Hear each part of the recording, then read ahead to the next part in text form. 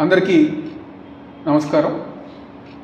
ఈరోజు ఉదయం నుంచి గారా కొన్ని మీడియా ఛానల్స్లో అదేవిధంగా పని పాట లేని తెలుగుదేశం పార్టీ సోషల్ మీడియాలో నేనేదో పారిపోవటానికి ప్రయత్నించానని చెప్పని అసత్య ప్రచారాలు ఈరోజు ఉదయం నుంచి గారా ప్రచారం చేస్తాం జరుగుతుంది. ఈరోజు పారిపోవాల్సిన అవసరం కానివ్వండి, పారిపోవాల్సిన కర్మ కానివ్వండి నాకేమీ లేదు, అలాంటి అవసరం కూడా నాకు లేదని చెప్పి ఈరోజు ఈ యొక్క మీడియా ద్వారా మీ అందరికీ చెప్పదలుచుకున్నాను. దాదాపుగా 2 నెలల నుంచి గారా విజయవాడలో మా కార్యాలయంలో కానివ్వండి, మా వైఎస్ఆర్ కాంగ్రెస్ పార్టీ ఆఫీస్ కార్యాలయంలో కానివ్వండి, తూర్పు నియోజక ప్రజానికానికి కానివ్వండి 24 గంటలు అందుబాటులో ఉంది. దేనికి పారిపోవాలి?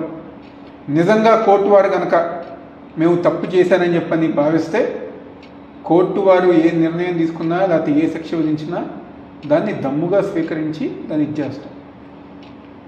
అంతేగాని మీరు పెట్టే తప్పుడు కేసులకి వీటికి భయపడి పారిపోవాల్సిన అవసరం నాకు లేదని చెప్పని మరొకసారి చెప్తాను.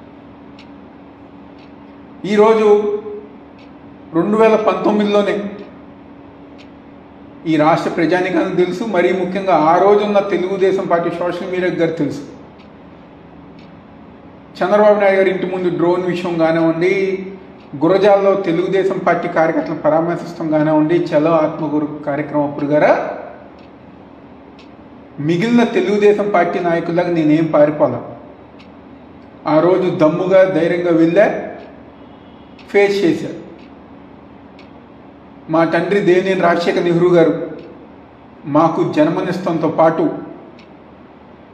ధైర్యంగా ఉండటం గారు నేర్పించారనే విషయం ఈ పని పాట లేని తెలుగుదేశం పార్టీ సోషల్ మీడియా తెలుసుకోవాలని చెప్పని భావిస్తూ మా నాయకుడు వైఎస్ జగన్మోహన్ రెడ్డి గారు, మా పార్టీ వైఎస్ఆర్ కాంగ్రెస్ పార్టీ మా కార్యకర్తలకి ఏ చిన్న ఇబ్బంది వచ్చినా 24 గంటలు మేము అండగా ఉంటాం, అందుబాటులో ఉంటాం,